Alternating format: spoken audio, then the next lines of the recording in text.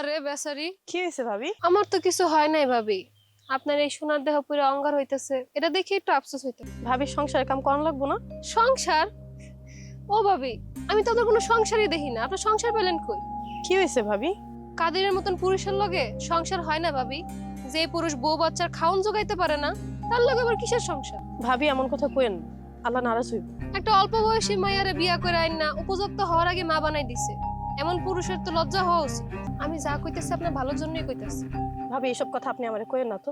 এখনো সময় আছে ভাবি, আপনি কাদিরের সংসার ছাইরা চলে যান। কই যাম আমি? না, এখনো নতুন করে সংসার শুরু করার সময় আছে।